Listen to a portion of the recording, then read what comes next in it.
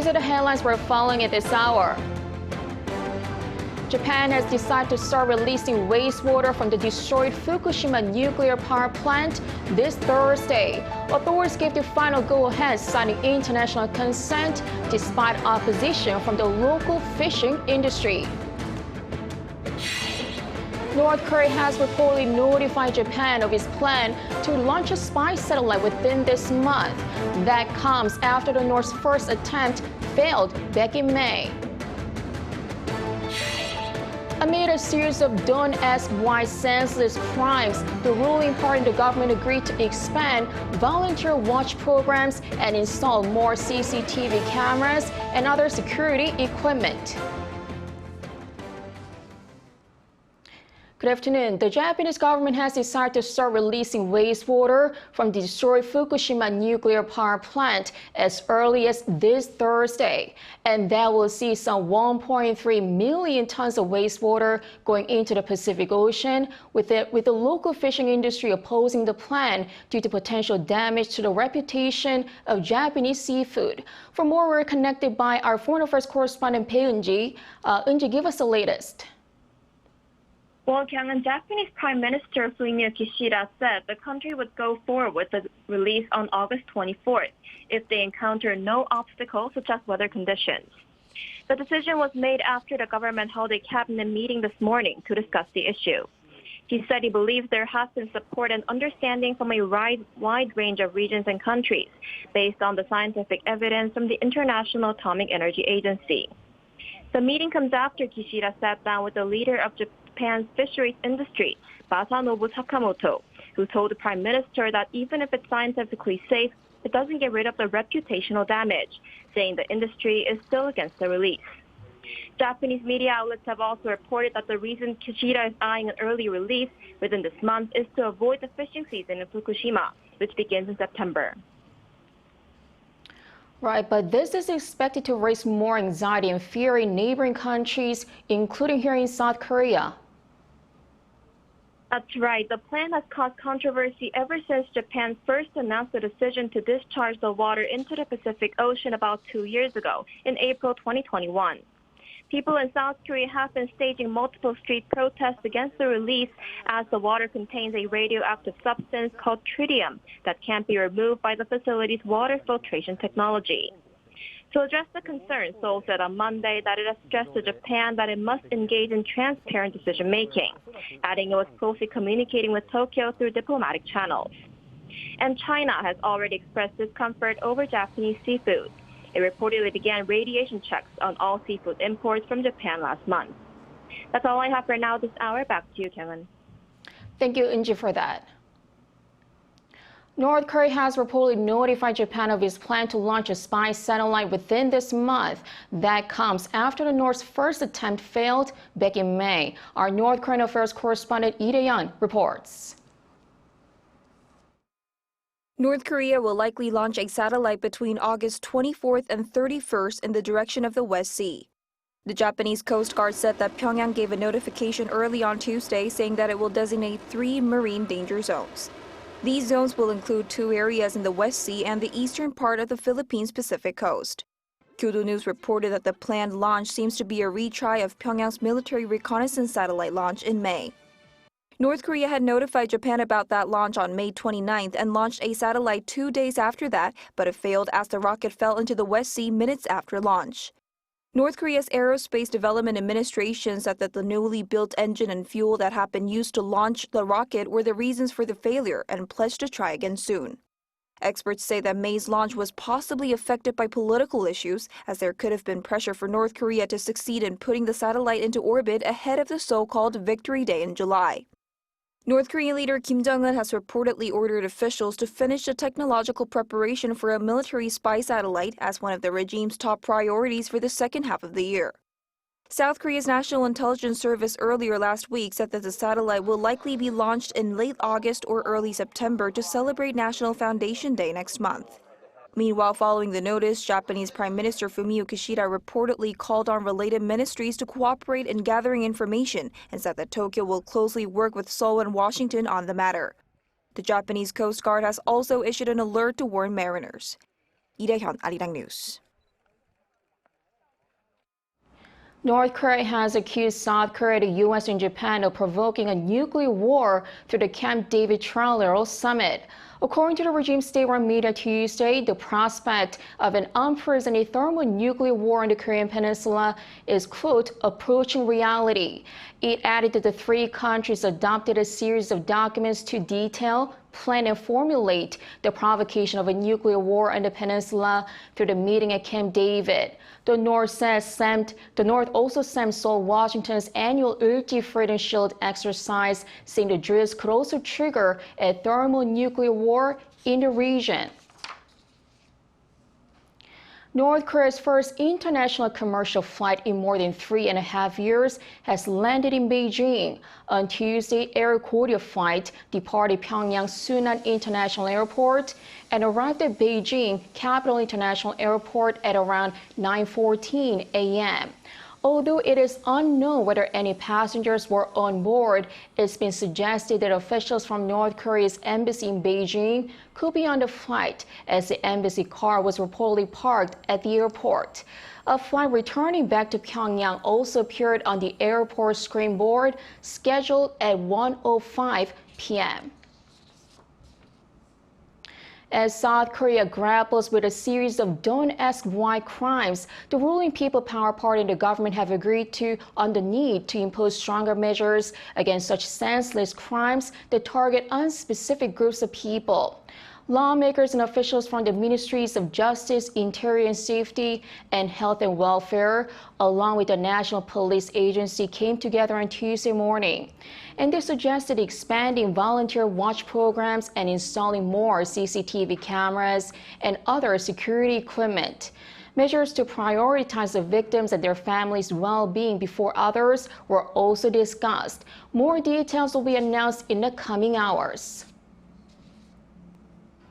President Yoon has named Lee Kyun-yong as the country's new Supreme Court Chief Justice nominee on Tuesday to replace the outgoing incumbent Kim Myung-soo, who finishes his tenure next month.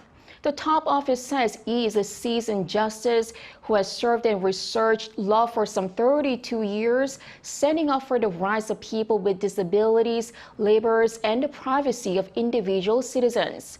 The 62-year-old previously served as a chief judge of Seoul Nambu District Court and Daejeon High Court, and is known for having conservative views within the judiciary and a personal relationship with President Yoon stretching back to their law school days. The Yoon administration is also likely to name a new industry minister candidate on Tuesday, with current Minister of Government Policy Bang Moon-gyu believed to be likely candidate.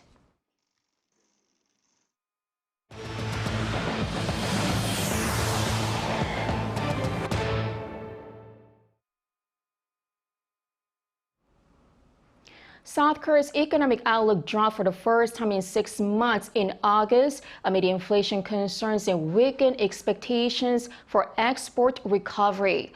According to the Bank of Korea on Tuesday, the country's composite consumer sentiment index for August dropped to 103.1, a 0.1 point fall from the month before. The central bank listed the economic slowdown in China and a delay in the recovery of the semiconductor industry as among the reasons for the decline. The CCSI measures current and future prospects for living conditions with a number above 100, meaning consumers are more optimistic than pessimistic about the economy. Smart technologies that provide convenience to users are advancing, but the entry barriers have also increased, making it difficult for some people to even access them. To bridge the information gap for marginalized communities, mobile network operators have started to create learning centers. Jung Won-ju has the details. This 85-year-old woman visited a smartphone store because she didn't know how to watch videos of her favorite trot music singers. Visiting a smartphone store and learning about what can be confusing face-to-face is convenient. Anyone can come and learn how to use smartphones at the Smartphone Learning Center, which opened in one corner of the store in April. A South Korean mobile phone company came up with the idea as fewer people visit offline stores, as they are instead using online shops. The positive response from elderly people has led to plans for expansion to various locations, including Jongno in Seoul. After COVID-19, there are many tasks done remotely through apps, so people are curious about these things. They're satisfied as we can resolve their questions immediately. Students with physical disabilities try to use a kiosk.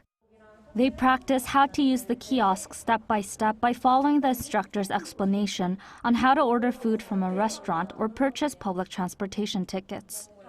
Learning to use kiosks through direct interaction has a high educational effect.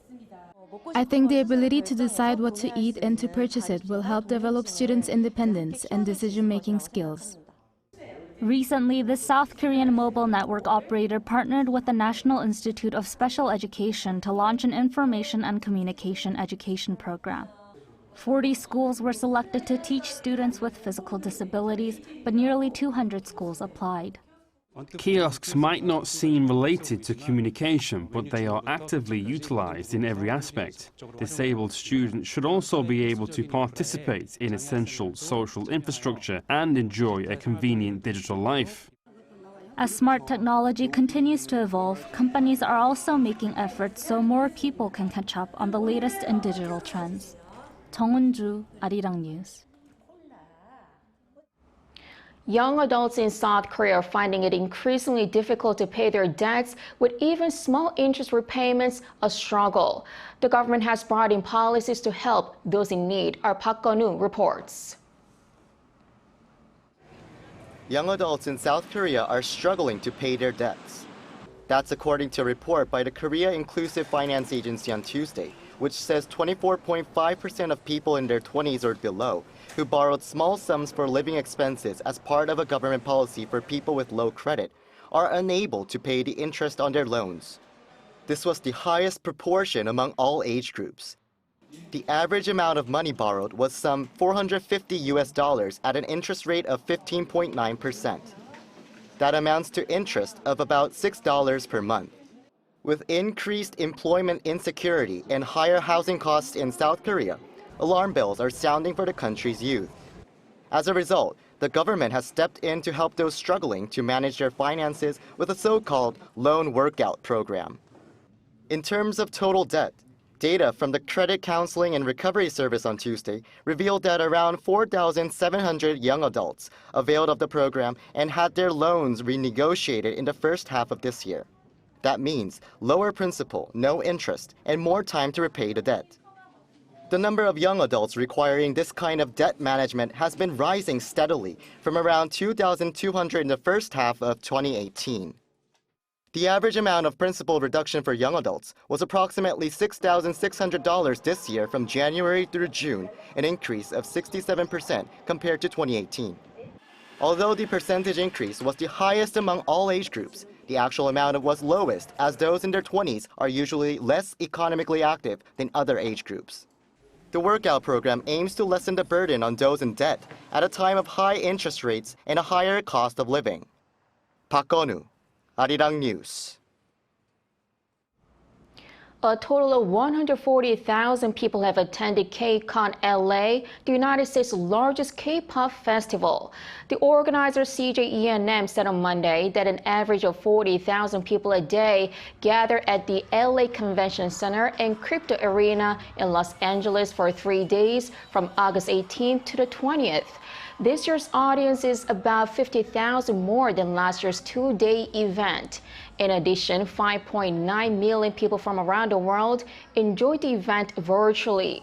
The festival featured 21 groups, including IVE, ITZY, and Stray Kids. Moscow's airports were briefly closed on Monday after a suspected drone was spotted over Russia's capital. Our Choi Soo-hyung has the latest. All airports in the Russian capital were temporarily closed on Monday local time as a drone was spotted over Moscow. The drone is believed to have been shot down on the outskirts of the city. According to Reuters and Thurs News, a suspected unmanned aerial vehicle from Ukraine threw Moscow's airports into chaos, resulting in delays for all outgoing and incoming flights. Russia's defense ministry claimed that the drone was shot down, while Ukraine did not immediately comment on the incident.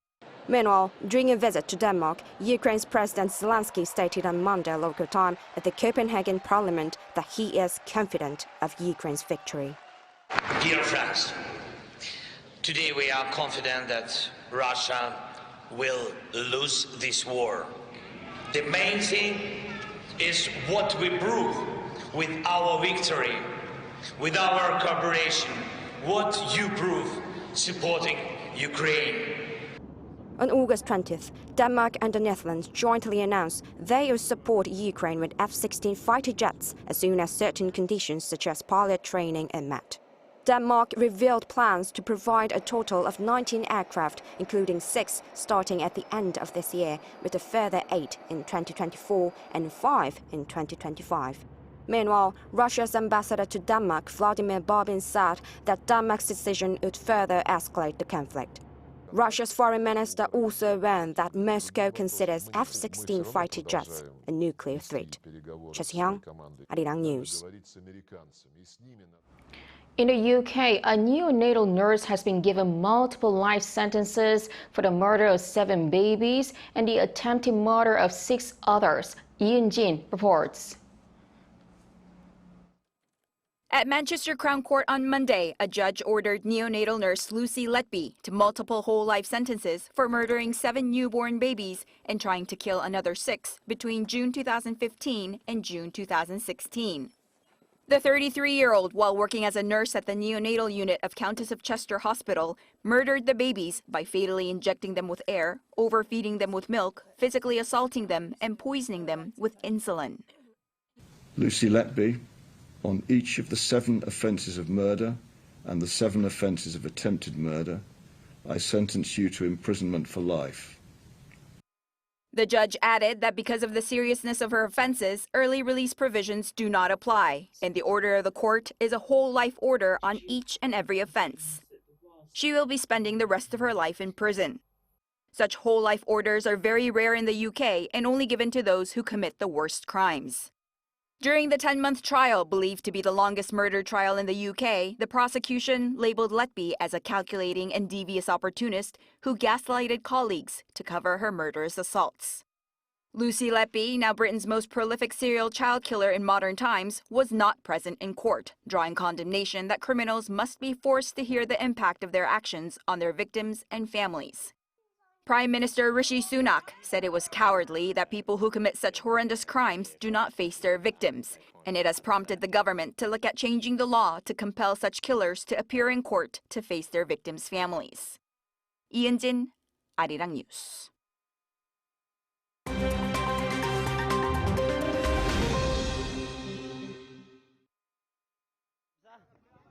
Let's take a look at what's going on in the world now. Saudi Arabian border guards have been accused of firing on and killing hundreds of African migrants trying to cross the border from Yemen, in a Human Rights Watch report released on Monday. Along with the killings, the report also accused border guards of beating victims with rocks and bars, maiming others, and forcing male migrants to rape women over 15 months between March 2022 and June of this year. The report included dozens of interviews with victims, satellite images and photographs of incidents, and forensic analysis of wounds. Many of the migrants come from Ethiopia, hoping to escape poverty, drought, and political repression. The Saudi government has denied the accusations, calling them inaccurate and not based on reliable sources. A judge in the U.S. state of Georgia has set the bail for former President Donald Trump at $200,000. The conditions set on Monday mean that Trump can remain free pending his election interference case, as long as he does not threaten witnesses, including through social media posts. He also cannot have contact with any of his 18 co-defendants in the case without a lawyer present. Trump has been handed 13 charges, including racketeering and making false statements. He has denied any wrongdoing. The former president and his co-accused have until Friday midday to surrender themselves to a court in Atlanta, where they are expected to pay their respective bail bonds. And finally, the president of the Royal Spanish Football Federation has apologized for giving one of Spain's Women's World Cup winners an unwanted kiss on the lips. In a video statement on Monday, President Luis Rubiales said that he made a mistake and that there was no bad faith. At the Women's World Cup final in Sydney on Sunday, Rubiales kissed star player Jennifer Hermoso after she received her gold medal, following Spain's 1-0 victory over England. Hermoso indicated in a locker room interview that she did not like the interaction, but added in later interviews that there was nothing more to it and that it happened in the emotion of the moment. Matthew Ashley, Arirang News.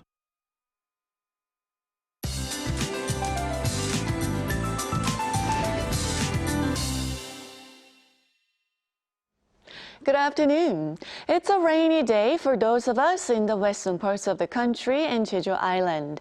30 to 60 millimeters an hour of heavy rain will pound down at times. And until tomorrow, northern parts of Gyeonggi-do could see more than 150 millimeters, and the capital could see up to 120 millimeters. Rain will expand to eastern regions tomorrow. It felt quite hot all through the day yesterday in Seoul with no passing rain. But today, along with showers, we will get heat relief.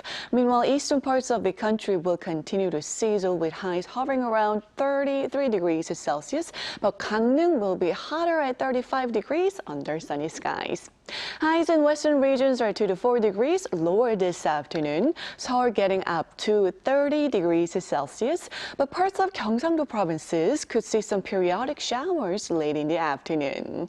Please keep an umbrella handy. This round of rain continues into Friday, but after the rain, we could get one step closer to autumn. That's Korea for you, and here's a look at the international weather conditions.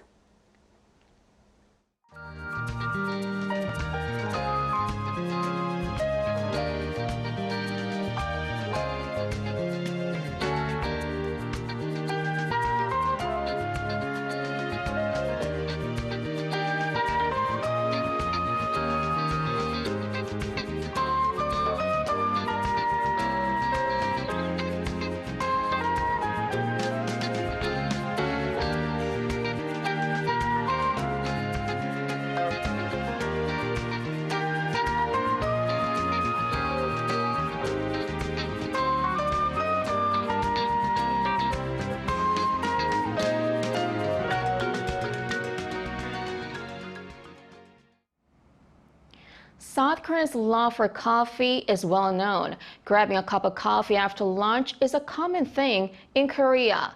In fact, a survey shows the average person in Korea drinks 353 cups of coffee each year, 3 times the global average.